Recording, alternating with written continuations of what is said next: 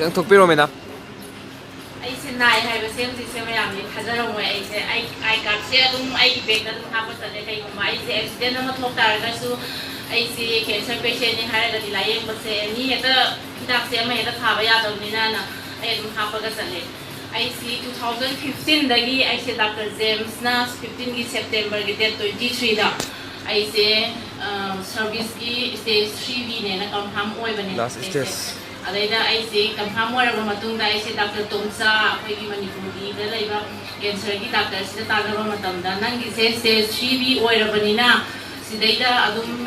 operation ꯇꯧꯕꯗꯤ ꯌꯥꯔꯣꯏ ꯍꯥꯏꯕ ꯀꯩꯒꯤꯅꯣꯗ ꯑꯩꯒꯤꯁꯦ ꯁ꯭ꯇꯦꯖ 3B ꯑꯣꯏꯔꯕꯅꯤꯅ ꯂꯤꯝ ꯅꯣꯠ ꯃꯌꯥꯝꯁꯦ ꯂꯣꯏꯅꯃꯛ ꯁꯟꯗꯣꯛꯑꯦ ꯍꯥꯏꯕ ꯁꯟꯗꯣꯛꯑꯦ ꯍꯥꯏꯔꯒꯗꯤ ꯑꯣꯄꯔꯦꯁꯟ ꯇꯧꯕ ꯌꯥꯔꯣꯏꯗꯕꯅꯤꯅ ꯁꯤꯗꯩꯗ ꯀꯦꯃꯣꯊꯦꯔꯥꯄꯤ ꯀꯥꯞꯄꯒ ꯔꯦꯗꯤꯌꯦꯁꯟ ꯇꯧꯔꯒ ꯑꯗꯨꯝ ꯃꯅꯤꯄꯨꯔꯗ ꯑꯗꯨꯝ ꯌꯦꯡꯉꯁꯦ ꯅꯪ ꯑꯥꯎꯠꯁꯥꯏꯗꯇ ꯆꯠꯄꯗꯣ ꯆꯠꯂꯨꯔꯅꯨ ꯍꯥꯏ तसेंना हारगा मयामना अदुम कैंसर की अनाबसे मयामना मुंबई की ततासे अदुम ममिंग चटपनिना ऐसे अमुतंग की लाइबक चांग येंगे हारगा ऐसे 25 ता खंगागा ऐसे 27 दा मुंबई दे चले मुंबई दे चटप मतमदा आइगी सीटी स्कैन सिदगी लोबा सीटी स्कैन एमआरआई करी करा मयाम से मोय असोमदि अमता कनो तौदेबा तौदबसिदा असोमदा मु लौरबा मतुंगदा पुरा चप चाना अदुम कंफर्म ओइबसिदगी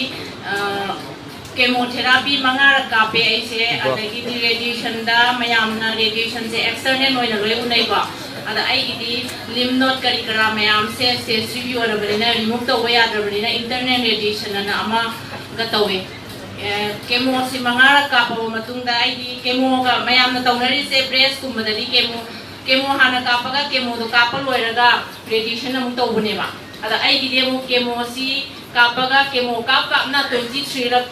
को इन चट पाहाय तारे नुंगी की रेडिएशन से कुलुम दोरंग कापे कापसता शेंगना हारगा केमो हाइबसी अखोई की जापान थादबे एटोम बम गुमने अदगी रेडिएशन से तसेंना हारगा कैंसर की अनाब फनबगी हिदाक लेते तसेंना हारगा होय रिमूव तोबा यारगदी इनिशियल स्टेज ददी फै अदुबो आई किसिददी मोयगी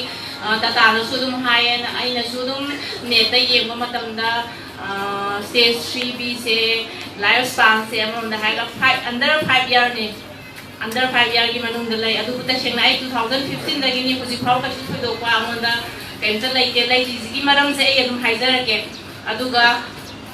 के रेडिएशन तौबा मतमदा यामनो वाबा हाय तारे कइलोदा रेडिएशन हाइबसिदी अखोई हक्सांग पार्ट में आमसिगे की एब्डोमेन से तरोगा मतमदा साइड अहुम दगी कापे आइगिदी खरा दो स्टेज यामनिना मांगोम दगी गा सिनाकन साइड अहुम सिदगी कापे आइसे फमुंग दगी हगोरपा ngamde पद्राक ताये अदे युंगा पाव फोनो मतमदा ngasai हाइदो सुमे ए लायेंगा सुमासी सीदोरबनी सीरगदी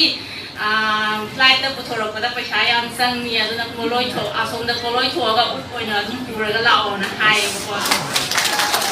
सिदि तसेंगा असेंगने आइकी दिने तातोनसे अदगिदी आइसी था मरी मुसंगे तसेंगा कंप्लीट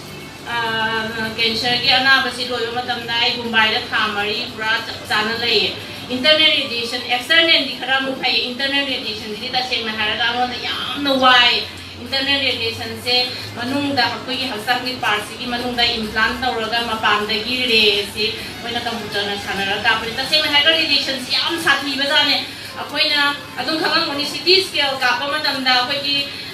सेल मयाम सी हाइबा से अदुम मयाम खंबिरंगनि मिपुम खुदि मसदा लैरिबा याबा सिटी स्केन अदुम लौनारंगनि लौनाबसिदा सेल खरादि अदुम सिरबने अदु तसेंगा हारगा आइगी रेडिएशन तौबा मतमददि कैंसर की सेल सिनतना अफब सेल मयाम सिगिबनिना आइसे डॉक्टर आइगी लैरिबा रेंटुदगी हॉस्पिटल माउ चटपा मतमसिदा आइसे इसा इतोमदा इरोंदुम चचबा ngamदेबा आइसे केमो दुगा रेडिएशन दुगा पाबा मतमदा आइसे आइगे हस्बैंड ना अदुम सम्मगा अदगिदी अखोई टैक्सी वायरगा अदुम आमनुंग ताना अखोई ट्रॉली दा तौरगा अदुम चले एक्समाइना तसेंना कैंसर की लायेंग उरगा सीनी हाइना अदुम खले इसे तसेंना हाइगा लायेंग उरगा युमदा हलगा मतमदसु अदुम मयाम खंगनी कैंसर पेशेंट मना रेडिएशन तौरगा केमो कापुरगा युमदा कमाय लेगे हैबसे आइसे लायेंग बहलाबा मतुंगदा आइसे अदुम फमुंगदा तारगा लैरगा आइसे इमुंग मनुंगी थबकसु कैंता ngamdaba adagidi wakhansu adum piksanba chaba thakpasu yadaba mapan thokpasu yadaba kai haini akhoi hidak to akatma thagi banina atopa mayam da side effect mayam ama laeba aduga tata gidi khali magi cancer anaba du khak yenga loire magi atopa side effect laba matam do cancer na tragadi outside ta mapana thabanina aise सिदैदा हलाबा मतुंगदा RIMS की doctor Jitendra दे येंगेबको येंगबसिदा सखाव सोमे दगी आई किडनी से खितंग अदुम सोक्सलमे लिवर से सोक्सलमे थोई की मरम से अतै नते हिदा केमो गा रेडिएशन गा तौबदुनाने हायबको अदा हिदा मोइने हिदा थारगा सो इसे केम फट्रे दगी आई से सोलगा लेबसे अखोय लातोन सिना दुम खांगे दुगा तसेंगना हायगा आई सिगुमबगी सिदा सुता थाजदेबा कैंसर को कहीं मीन येंगरी हिदा साइंटिस्ट फाउनबाउता पुथोबा ngamद्रबसिबु कैसु फररोइदा लाये मोरे यारे दुम लेजरसनो नाइ खवा केम साबिदेबा साबिदबदगी आई अखोय तातोनसिना हायरगा आइसे स्माइल तंग दिसारगा येमो हाय अदैदा तौपदी कैंसर की सिदा मोइना कइनो पिरेइसे इसिंग याम थओ हाय मोइना एडवाइस पिरकपसे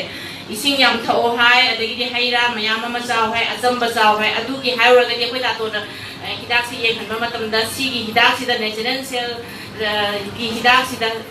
यावरिबा मैम से अखोयदा हायरकपदुगा अदुम हाइफेन हाइफेन मानबा हाइतारे कइगिरोदा इसिंग सु सिगी हिदाक से सारगा इसिंग से याम थकदबनी अदगी सिगी सिना फहली से आइना नेते येंगुनदा सेल मैम से इंप्रूव ओइनबगी पोटम खा ओइरमदुदा आइसे अखोय तातोना अमदा अमतंग सारगा येंगोइ अना हाइबदगी आइसे साथोकपदगी 2016 दा थोले सिगी चारिनेगी मरक 2017 दा इसाबने सिगी मरक सिदा आइसे प्राइमरी ओजा अमोय आइसे अदु सत्पबो ngamde satpase satti salaga school da lai takpa ngamdaba haidare layeng uraga suai suti sanga lo ngamdaba ni school da satle salaga su kaita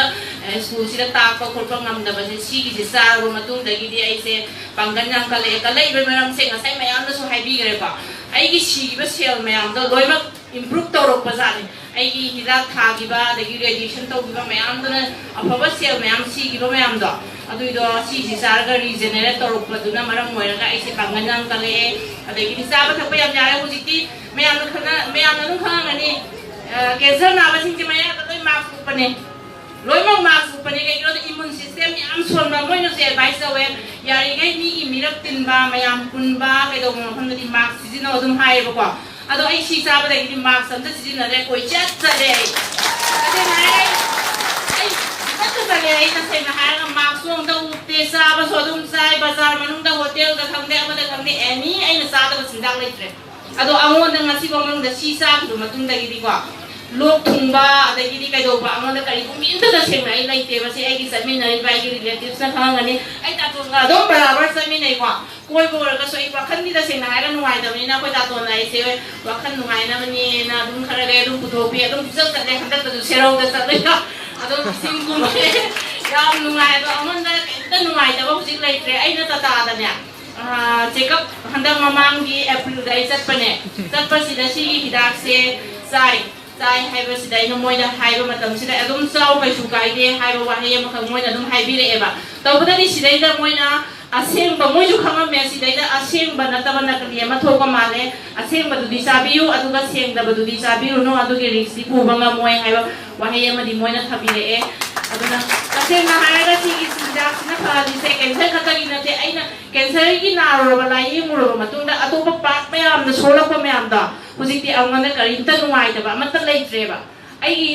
रे काफी बदना ई सरू सोलम मयाम हिदा कापा मे अदो सी साबदगी दे आई सरू की हिदा तो काफी रे हुजे तसेंना हायगा नुपी गिदी L45 नंबर से याम तौगन बने आई से रेडिएशन तौबदगी सरू की से नमकतना अमु हिदा कापे अदो हुजिकति हिदा कापरे बेल सु फाजर तसेंना हायगा ई नाबा होरपदा आई सा याम पिए आई सा सिंजे हुंदो मगा सीगदरा ना अदुम कप्पगा लेरम बने बको अदो ngasi di ai sa class 10 thare aduna yam nuai re aduna angang ni tuition tin mangame aduna ai taseng na mayam na hiding se sigi hidak sina anna draga su puna mase amutang sa horaga di anaba se pola oi haiba ma khalle aina